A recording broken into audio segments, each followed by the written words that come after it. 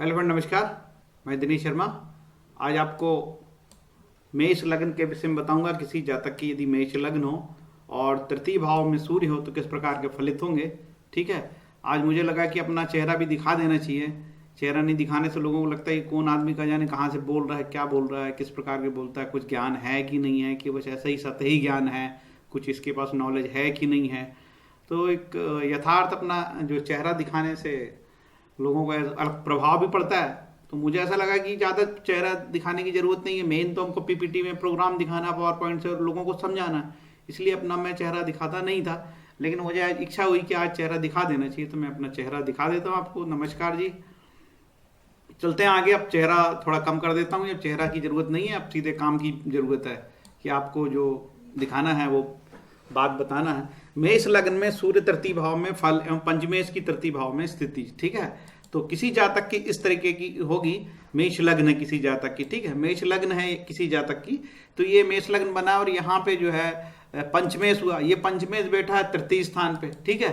तो जो मैंने ये डार्क किया है, इसका मतलब ये है, क्यों डार्क किया है यहाँ पे। पहली चीज तो मेष लग्न है इसलिए डार्क किया है। दूसरी चीज तो यहाँ का जो कारकत्व सूर्य के पास है, तो सूर्य इसीलिए डार्क किया है। तो सूर्य का बहुत इंपॉर्टेंट है और सूर्य का ही रिजल्ट बताना है हमको। सूर्य तृतीय स्थान पे बैठा है और सूर्य कैसा तृतीय बैठा है, पंचमेश होकर तृतीय स्थान पे बैठा है। तो हमको भावात भावन से पहले जानना चाहिए कि सूर्य कैसा बैठा है। तो भावात भावन से हम जानते हैं कि सूर्य बैठा है ये 5, 6, 7, 8, 9, 10, 11। ठीक है। और अपने स्थान से तीसरा। सामान्यतः ये माना जाता है भावात भाव में 11 से 3 मतलब 11वां नंबर और 3 नंबर एवरेज ठीक ठाक है, क्योंकि है तो वो 11 नंबर भी उपचय स्थान है और तीसरा नंबर भी उपचय स्थान है, लेकिन 6, 8, 12 से तो बेहतर स्थिति है ना। तो आगे चलते हैं, डिटेल हम जानते हैं आगे कि किसी जातक का मेष लग्न में तृतीय स्थान पे सूर्य है, वो भी वृषभ राशि का सूर्य। सूर्य कैसा है, सूर्य मिथुन राशि का सूर्य। मिथुन बुध की राशि होती है। तब हमको ये भी जान ले, आगे थोड़ा सा और डिटेल बता देता हूँ कि देखिए सूर्य जो है ज्योतिष में बड़ा इंपॉर्टेंट ग्रह होता है, नक्षत्रों का राजा है एक प्रकार से वो। तो और ऋग्वेद में कहा है भास्कर की उपासना में प्रार्थना से आरोग्य मिलता है। तो सूर्य भगवान को उसकी प्रार्थना, सूर्य को जल देना, ये हमारा बहुत लंबे समय तक हमारे वेदों में लिखा है और हम बहुत प्राचीन समय से सूर्य की पूजा का महत्व है। तो सूर्य को जल देना चाहिए। आगे इस वीडियो में सूर्य की बाधा होने पर उसके उपाय भी बताएंगे जाएंगे। जो मुख्य बात है कि ठीक है, जो कोई भी प्रॉब्लम आ गई लेकिन सूर्य यदि बाधा आ रही तो बाधा दूर कैसे की जाए, ये तो मुख्य भाग है वीडियो का।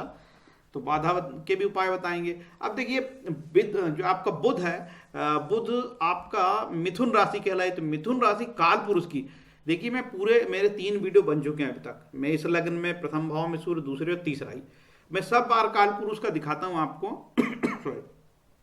काल पुरुष का क्यों दिखाता हूं आपको, क्योंकि मिथुन राशि काल पुरुष के कौन से अंगों का प्रतिनिधित्व करती है। मिथुन राशि का स्वामी बुध। ये देखिए मिथुन राशि जो है हाथ के बाह का, कंधे, हंसली, कॉलर बोन, हाथ, बाह, ऊपरी सीना, श्वास नली, गर्दन की हाथ की और बाह की हड्डियां, यदि ये राशि पीड़ित होगी तो इन शरीर के स्थानों में तकलीफ होती है, पीड़ित होगी तो। ठीक है। इसलिए आपको मैं बताया। और ये फलित करने में ये बहुत उपयोगी बिंदु होता है, ये बहुत उपयोगी कारक होता है। काल पुरुष का किस स्थान पे, काल पुरुष के किस स्थान की प्रतिनिधित्व करती है वो राशि, इसलिए बहुत इंपॉर्टेंट है ये बात। इसलिए आपको ये बताया जा रहा है यहाँ पे। आगे चलते हैं। मिथुन राशि के सामान्य कारकत्व के बारे में जानते हैं। मिथुन राशि पश्चिम दिशा की वाली है, वायु तत्व राशि, हरित वर्ण, इसका कलर हरा है। ठीक है। द्विपद राशि है, पुरुष राशि है, द्विस्वभाव राशि है। ये पुरुष राशि और ये द्विस्वभाव राशि, जब किसी जातक का चरित्र जानना है तो द्विस्वभाव राशि के बारे में जानना पड़े। पुरुष राशि क्यों, कई बार संतान की उत्पत्ति के बारे में 5वें स्थान में जानने की बात होती है, तो ये देखा जाता है कि 5वें स्थान पे पुरुष राशि का ज़्यादा प्रभाव है कि महिला राशि का, तो इसलिए बहुत जरूरी है। विषम राशि है, दिन बली है, दिन को बली होती है राशि, क्रूर है और शूद्र है। वर्ण वात प्रभावी है, वात से ज़्यादा प्रभावित होती है। जीव राशि है, मनुष्य राशि है, चमकीली राशि है, राजसिक राशि है, निरंकुश और सत्तावादी है। रंग इसका हरा है। अब इसका निवास भी देख लेते हैं। कस्बे, शहर, बाग, जुआघर, पूजा स्थल, विलास भवन, नृत्य कक्ष, सोफा, पलंग, विश्राम गृह, शयन कक्ष में इसका निवास माना जाता है। ठीक है।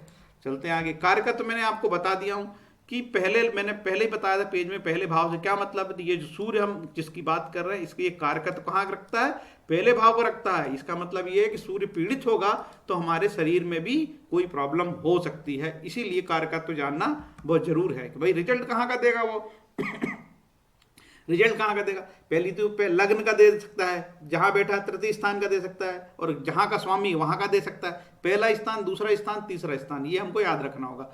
सूर्य के कारकत्व हम जरूर याद रखते हैं। सूर्य की बात कर रहे हैं तो सूर्य के कारकत्व तो याद रखें ना। आत्मा, शक्ति, तीक्ष्णता, अग्नि, शिवजी की उपासना, राजा का सहयोग, कड़वा स्वाद, पिता, आत्मज्ञान, महत्वाकांक्षा, हड्डियां, बल, पराक्रम, पेट, वन, जंगल, राजा, अध्यक्ष, पिता, शिर, संबंधित रोग, तांबा, रक्त, सात्विकता, लाल चंदन, दाई आंख इत्यादि इसके कारकत्व हैं। ठीक है, अब हम देख रहे हैं तृतीय भाव में बैठा, तो तृतीय भाव के कारकत्व जरूर जान लें हम। तृतीय भाव के कारकत्व में आता है धैर्य, साहस, उत्साह, संघर्ष, छोटा भाई और बहन, दायाकान। देखिए दायाकान इसलिए लिखा है इसमें, यदि वो पीड़ित होगी तो उस भाग से दायाकान भी पीड़ित हो सकता है। स्वप्न, पराक्रम, कंठ, मनोरंजक, रुचिकर कार्य, हॉबीज में आया रुचिकर कार्य मतलब हॉबीज में, देह बल, मांसल शक्ति, नौकर भी यहाँ से देखा जाता है। हो सकता है आपका वहां पे शनि पीड़ित, सूर्य बहुत पीड़ित हो जाए तो नौकर चाकर आपके घर में रहे ना, भाग जाए। गर्दन में कोई प्रॉब्लम हो जाए। पड़ोसी, खेल, खिलाड़ी, तीसरा भाव खेल का होता है, जिसका तीसरा भाव बहुत बली होता है, निश्चित रूप से वो खिलाड़ी बनता है। खेल, खिलाड़ी, छोटी यात्राएं, लेखन क्रिया, लेखकों के लिए भी है। बाजू, हाथ, यदि किसी की जातक की तीसरे भाव की दशा चल रही है, अंतरदशा चल रही, तो लेखन में अच्छा करता है। हाथ एवं कंधे, आयुष, पत्राचार, दलाली, योग्यता, दक्षता, स्मरण शक्ति, निवास परिवर्तन, यातायात, परिवहन साधन, संपादन, शक्ति का बंटवारा, डाकतार, कम्युनिकेशन, फोन, मोबाइल, इंटरनेट सेवा, पूरा कम्युनिकेशन इसी से है। संवाददाता, पत्रकारिता, औषधि, उपदेश, माता पिता की मृत्यु का विचार आदि, परिवहन, संचार, सैटेलाइट संचार, सब इसी से आता है, तीसरे भाव से। तो ये तो हमने तीसरे भाव के कारकत्व जाने, जहां पे विराजमान है सूर्य। आगे चलते पंचम, चूंकि पंचमेश होकर सूर्य तृतीय स्थान पे बैठा है, तो संतान सुख संबंधी सारी बात, संतान सुख, मन, बुद्धि, शिक्षा, विद्या, प्रतिभा, पेट, उदर, पाचन तंत्र, मंत्रों आदि की बात कही गई है। ठीक है, अब इसमें ज्यादा हम समय देंगे तो फिर हम आगे वीडियो हमारा बहुत लंबा होता है। यदि किसी जातक की मेष लगने की कुंडली है और उसका तृतीय भाव में सूर्य है, तो मिथुन राशि में सूर्य बैठा है, तो आप जरूर अपनी पत्रिका में देख लें कि कहीं मिथुन राशि में सूर्य 12 डिग्री का तो नहीं बैठा है। यदि मिथुन राशि का सूर्य 12 डिग्री का होगा मेष लग्न में, खासकर मेष लग्न में बोल रहा हूं, ये भी ध्यान रहे, मेष लग्न हो किसी जातक की और मिथुन राशि का सूर्य, या लग्न जरूर याद रखना, मेष लग्न हो किसी जातक की और मिथुन राशि का सूर्य 12 डिग्री का बैठा होगा, तो वो मृत्यु भाग में बैठा है, मृत्यु भाग। ठीक है, देखिए हमारी ज्योतिष में सब यही है, नीच का, ऊंच का, मृत्यु भाग, उस विष घटी, ये सब डरावने वाले मतलब मारक, ये डरावने वाले शब्द, इससे बहुत डरता आदमी। मृत्यु भाग का मतलब ये होता है कि ऐसे ग्रहों की दशाएं में जातक को परेशानी बढ़ सकती है। मृत्यु का मतलब हमेशा मृत्यु नहीं जानना, ये खास बात नहीं, तो आप डर जाओगे। ठीक है, डरोगे तो फिर आपको नुकसान होगा, फिर टोने टोट के बहुत करोगे आप, फिर तो उसमें पैसे बहुत बर्बाद होते हैं। मिथुन राशि के बारे में मैंने आपको डिटेल बता दिया, यहाँ ये स्लाइड रिपीट हो गई है, सॉरी।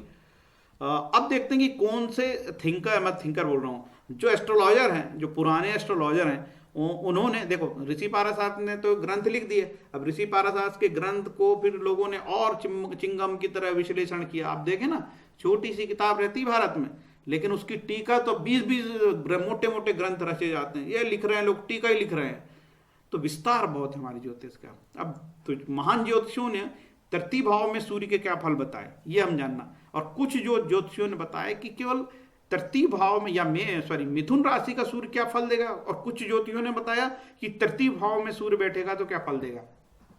हम बहुत अच्छे से जानते हैं कि तृतीय 12 अलग अलग लग्न है, जब यदि तृतीय भाव में सूर्य बैठेगा तो हर एक व्यक्ति के लिए अलग अलग राशि में कहलाएगा। 12 भाव में 12 लग्नों की 12 राशि हो जाएगी तृतीय भाव में। इसीलिए ये बिल्कुल एक से रिजल्ट नहीं आ सकते कि वो कहाँ बैठा है, किस ग्रह की दृष्टि पड़ रही है उसमें, ऊंच का है, नीच का है, इत्यादि बातों के आधार पर फलित किए जाते हैं। तो पहली चीज तो ये नैसर्गिक रूप से सूर्य बुध सम माना जाता है। ठीक है, तो एक पॉजिटिव संकेत है। तीसरा, एकादश और तृतीय रेखांश है जो अशुभ माना जाता है, मैंने शुरू में बताया था आपको। जातक तत्व में एक फेमस ग्रंथ है, उसमें लिखा है कि जातक में यदि किसी जातक की मिथुन में सूर्य मिथुन राशि का सूर्य हो तो कैसा फल होगा? एक तो वो मेधावी होगा, वाक्पटु, प्रेमी, सदाचारी, शास्त्र निष्णात, मतलब शास्त्र में एक्सपर्ट होगा वो। अब शास्त्र में तो कोई निष्णात होता नहीं, शास्त्रों से किसी को पैसे तो मिलते नहीं आजकल, तो भैया वो पीएचडी कर सकता है, ठीक है, किसी मामले में पीएचडी कर सकता है वो, ऐसा व्यक्ति ज्ञानी हो सकता है, सब्जेक्ट में अपने नॉलेज हो सकता है उसको ज़्यादा, ऐसे जानना। आगे चलते हैं, सॉरी, हाँ, और धनवान होगा, उदार, ज्योतिष मर्मज्ञ, ज्योतिष का भी ज्ञानी हो सकता है वो, सुदर्शन और विनयी। सारावाली में लिखा है कि मिथुन राशि का सूर्य होगा तो क्या फलित होगा? बुद्धिमान होगा, वाणी से मधुर, अधिक धनी, विज्ञान शास्त्र में निपुण, ज्योतिषी। डॉक्टर चरक भी बहुत अच्छी किताबें लिखते हैं और डॉक्टर चरक की बात, चरक को लोग मान्यता देते हैं। उन्होंने लिखा है, पराक्रमी, धनी, उदार, भ्रात सुख से हीन, विद्वान, विरोधियों पर विजय। ये भ्रात सुख से हीन, भाई के सुखों से हीन, ये बार बार चीजें आई है, इसका ध्यान रखना आप, ठीक है। भृगु ऋषि की बात मैं नहीं लिख पाया हूं किन्हीं कारणों से। आगे चमत्कार चिंतामणि ने, मैं भट्ट नारायण कृत चमत्कार चिंतामणि, उन्होंने क्या लिखा देखिए, प्रतापी, पराक्रमी, यदि मेष लग्न में तीसरे भाव में सूर्य होगा तो प्रतापी, पराक्रमी, सगे भाइयों से कष्ट, प्रदेश भ्रमण, तीर्थ यात्रा। अब तीर्थ यात्रा वर्तमान में तो हो सकता है अपने काम के लिए यात्रा करेगा, है ना। राजा से भूख, राजा से सुख, युद्ध में उसके शत्रुओं का नाश करेगा। मतलब कुल मिला के वो अपने जीवन में 10 दुश्मनों को हरा देगा और बहुत तरक्की करेगा, ये प्रेडिक्शन जाने। तृतीय सूर्य बड़े भाई के लिए शुभ नहीं माना जाता, ऐसा बृहद पाराशर पौराशास्त्र भी कहती है। जिसका तृतीय सूर्य होगा हो सकता है बड़ा भाई किन्हीं कारणों से ना हो, या घर में वो स्वयं बड़ा हो, या बड़ा भाई की किसी कारणों से नहीं हो, ठीक है। अलग अलग प्रेडिक्शन जानिए आप।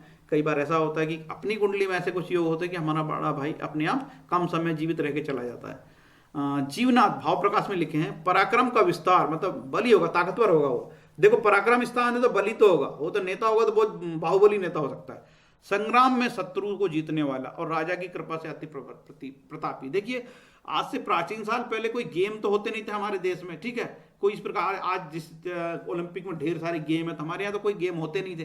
तो क्या था कि अब वो सारा चीजें जो पराक्रम था वो पराक्रम गेम में आ सकता है, कि कोई व्यक्ति बहुत अच्छा खिलाड़ी हो सकता है, तृतीय स्थान खेल खिलाड़ी, लेखन का भी हो सकता है, अच्छा लेखक हो सकता है। ओके, आगे चलते हैं। तृतीय भाव में मानसागरी में लिखा है, मानसागरी फेमस ग्रंथ है ज्योतिष का, जातक के भाई नहीं होंगे लेकिन पुत्र संपत्तिवान होगा, सहनशील, साहसी, स्त्रियों के प्रति आकर्षण की प्रवृत्ति होगी, ठीक है। यह नगर में रहने वाला सुंदर स्त्रियों का प्यारा होगा, मतलब गांव का ऐसा आदमी होगा जिसमें सारी लड़की इससे प्रभावित होती होंगी, ऐसी बात लिखी भाई, है ना। फल दीपिका, अब ऐसा करेगा तो जेल में जाएगा, अब ऐसे चक्कर करना नहीं भाई, है ना। अब तो इतने सारे कानून बन गए, आईपीसी भारतीय दंड संहिता 354, देखा तो अपराध, ठीक है, पीछा किया तो अपराध, और बहुत धारियां बढ़ गई है, सबकी 5-5 साल की सजा। तो इसे लफड़े में पड़ना नहीं, ये सब दादागिरी पहले हो गई जितनी हुई थी। फल दीपिका, जातक शक्तिशाली, संपन्न, दयालु, सगे संबंधी से शत्रुता का भाव रखने वाला होता है। सारावली, पराक्रमी, बलवान, भाइयों से रहित। देखिए भाइयों से रहित, पता नहीं छोटे भाइयों से इसको सुख ना मिले। संसार में मान्य तथा श्रेष्ठ, ग्रेट पर्सन। पंडित तथा शत्रुओं को जीतने वाला, पंडितों को कोई जीत सका दुनिया में क्या। डुंडीराज, मीठी बोली, धन संपन्न, वाहन सुख, छोटे भाई थोड़े होते हैं, शुभ कार्य करने वाला, शारीरिक शक्ति संपन्न, बहुत बढ़िया भाई। डॉक्टर रमन बोलते, डॉक्टर रमन फेमस एस्ट्रोलॉजर थे, ठीक है, मेरे पास किताबें उनकी, उन्हीं के आशीर्वाद से हम जो है वीडियो बनाते हैं। साहसी, उदार, प्रसिद्ध, बुद्धिमान, सफल और बेचैन प्रकृति का होगा। बेचैन कैसे होगा नहीं समझ में आता, चौथे स्थान पर जरूर बेचैन होता सूर्य होता है तो। खेट कौतुकम एक प्रसिद्ध ग्रंथ है, हुमायूं के शासनकाल में ये थे खेट कौतुकम। अब्दुल रहीम खान खाना, इनकी मूलतः किताब जो है उर्दू में थी, इसका अनुवाद किए भाई लोगों ने। ये बड़े फेमस एस्ट्रोलॉजर थे मुगल काल में, ठीक है। नामवर, किफायतसार, निरोग, मीठा बोलने वाला, सुंदर स्त्री भोगी, धर्मान व क्रोधी। ये मतलब तीसरा जिसका सूर्य होगा, इनका आकर्षण महिलाओं के प्रति होता होगा, या फिर ये व्यक्ति इतना पराक्रमी होगा कि स्वयं ही महिलाएं आकर्षित होगी, दोनों में से कुछ भी हो सकता है। जयदेव, जयदेव फेमस एस्ट्रोलॉजर थे। बुद्धिमान, काम करने में उत्साही, भाई बहन का सुख नहीं मिलता है। क्यों भिड़ गए हो भैया यार भाई बहन के पीछे यार, बार बार वही बात आ रही है। अब देखिए पंचमेश का तृतीय भाव में स्थित होने से तृतीय एकादश का रेखांश है जो वो शुभ नहीं कहलाता। जनरल इसके प्रिडिक्शन ये हो सकते हैं जो ऊपर मैंने बताया, तो एक फाइनल टच तो उन्होंने दे ही दिए हैं। तृतीय स्थान पंचम से एकादश स्थान है, अतः यह पंचम स्थान के लिए उपचय स्थान है, इसीलिए जातक निज उद्योग से सफलता प्राप्त करेगा। जातक पराक्रमी होगा, ठीक है, अब खिलाड़ी होगा या फिर वो पॉलिटिशियन होगा तो भाई अपने बल पे ही करेगा। अनुज सहोदरों के संबंध से लाभ होगा, भाइयों से सहयोग मिलेगा। यदि गुरुचंद्र से यह स्थान संबंध करे तो मातृभूमि से दूर होगा। तृतीय स्थान बली हो तो जातक अच्छा खिलाड़ी या राजनीतिक क्षेत्र में भी सफल हो सकता है। सहोदरों का प्रिय और मितव्ययी और मधुरभाषी भी होगा। देखिए ये जो भाई वाली बात आ रही है ना, यहाँ यदि तीसरे स्थान पे बहुत ज़्यादा पीड़ित हो सकता है तो ये भाइयों की बात हो सकती है। लेकिन ये भी जानिए आप कि तीसरा स्थान बहुत पीड़ित होगा और तीसरे स्थान में बहुत पापी ग्रह बैठेंगे तो वो बली हो गया तो वो निश्चित रूप से बहुत फलशाली होगा, क्योंकि तीसरा स्थान उपचय स्थान है। वहाँ पे पापी ग्रह बैठ के बहुत अच्छा रिजल्ट देंगे। वहाँ राहु हो जाए, मंगल हो जाए उच्च का तो बहुत जबरदस्त खिलाड़ी करे, मंगल हो जाए उच्च का तो भाई जोरदार से वो पॉलिटिकल क्षेत्र में भी बहुत अच्छा कर सकता है। तृतीय सूर्य लग्न से तीसरे होकर दुख स्थान पर जाने से अशुभ भी होता है, ऐसा कई जानकारों ने कहा। तो ये मिला जुला असर है। अब आपने ये देखा कि भाई ये बुद्धिमान लोग ये भी अपनी बात में एक मत नहीं है, कोई कुछ बोल रहा है कोई कुछ बोल रहा है। तो अपने आप में फलित करना तब फलित बताया जा सकता है जब उसकी पूरी एक्यूरेट कुंडली हो और बहुत सारे उसमें षडबल होता है, ग्रहों के बल होते हैं, ग्रहों की अवस्थाएं होती, उसके आधार पर कोई व्यक्ति फलित जान सकता है। कोई इतना कोई आसान काम नहीं है। देखिए ये मेष लग्न की कुंडली है, तृतीय में सूर्य महाराज यहाँ बैठे हैं, ठीक है। तो यहाँ बैठे हैं तो चूंकि पंचमेश होकर तृतीय स्थान में बैठना बहुत अशुभ नहीं है, शुभ है, ठीक है। लेकिन दृष्टि इनके कहाँ जा रही है, अपने पिता स्थान पे जा रही है, भाग्य स्थान पे जा रही है। यदि यहाँ ये पॉजिटिव रहेंगे तो ये अपने भाग्य को भी ये बली करेंगे, ये बात कही जा सकती है, ठीक है। क्योंकि जो ग्रह दृष्टि देता है उसके भी रिजल्ट आते हैं। इस प्रकार से मैंने फलित आपको बताए हैं, मेरी बुद्धि से जो भी जान पड़ा है। उम्मीद है कि कुछ कुछ आपको समझ में आ रहा होगा। और ये मैं बता देता हूँ कि ये चलो किसी को कोई प्रॉब्लम हो ही गई तो इतने सारे जो है ना ये सूर्य के स्रोत बताए हैं और बहुत पठनीय आप देख सकते हैं, नहीं तो रिपीट लंबा होता है वीडियो में, यही बात मैं रिपीट करूँ तो, क्योंकि मैंने पहले प्रथम भाव में सूर्य में मैंने पूरी डिटेल बताई है। और ये सूर्य का मंत्र है, सूर्य का वैदिक मंत्र है, ओम आकर्षणेन रसना ना, ऋषि पाराशर के होरा में लिखा है ये, ठीक है। इसका जाप कर सकते हैं, ओम घृणीसूर सूर्याय नमः, ओम घृणीसूर आदित्याय नमः, इनमें से जो भी मंत्र अच्छा लगे। हाँ आपको दान भी यदि आप चाहो तो दे सकते हो। गेहूं, गुड़, घी, लाल वस्त्र, तांबा, सोना, बछड़े सहित गाय के दान की बात आती है, जिससे सूर्य बाधा में शांति होती है। और यदि आप माला में जप करो तो बहुत बेहतर होगा, क्योंकि एक माला में 108 गुरिया होती है। इस सूर्य नमस्कार भी आप कर सकते हैं, ठीक है। तो फ्रेंड्स मेरा ये वीडियो आपको कैसा लगा, यदि आपको मेरा वीडियो अच्छा लगा होगा तो ठीक है आप मेरे चैनल को सब्सक्राइब करिए, लाइक करिए, शेयर करिए, जिससे कि मैं और भी ऐसे वीडियो बनाते रहूं। क्योंकि YouTube से बहुत पैसा नहीं मिलता आजकल। बहुत जो बड़े लोग हैं ना उनका बहुत चैनल चलते हैं तो उनको बहुत पैसा मिल जाता है। और मैं जो बहुत आवश्यक कुंडली होती है उनका मैं विश्लेषण भी करता हूँ। मेरे पास ईश्वर की दया से अच्छे सॉफ्टवेयर है और 2-3 सॉफ्टवेयर है। एक तो पाराशर होरालाइट भी मैंने अभी खरीदा है लेटेस्ट, और मेरे पास मुंबई का एक एस्ट्रो ऑफिस का भी सॉफ्टवेयर है, और ऋषि जो जगन्नाथ हो रहा वो तो बहुत बेहतर है, उसका भी यूज़ करता हूँ। और ये सब से मैं कुछ निकाल पाता हूँ। और इतना तो बता ही देता हूँ कि किसी का समय खराब चल रहा है तो उसको क्या उपाय करने चाहिए, और इतना तो कर ही देता हूँ कि उसको लुटने पिटने से बचा लेता हूँ। कि सीधे काल सर्प योग के नाम पे छक्का, सीधे भैया 50,000 की पूजा, 30,000 की पूजा, है ना। और अंगारक दोष, जैसे मैं डराता नहीं किसी को, यार भाई तुम्हारा अंगारक हो गया है। और हर आदमी, सूर्य के साथ राहु बैठा तो ग्रहण, सूर्य के साथ चंद्रमा बना तो ग्रहण योग हो गया। ऐसे कितना डरेंगे भाई हम लोग, डर डर के तो जीवन खत्म हो रहा हमारा, है ना। तो ये भयभीत लोग होते हैं, तो भय से बचाने के लिए भी मैं पॉजिटिव लाइन पे एक एस्ट्रोलॉजी कर रहा हूँ। और ग्रहों के नाम पे कोई लूटपाट करेगा ना तो उसको ईश्वर छोड़ेगा नहीं, ये फाइनल है। ठीक है फ्रेंड्स, थैंक यू, धन्यवाद।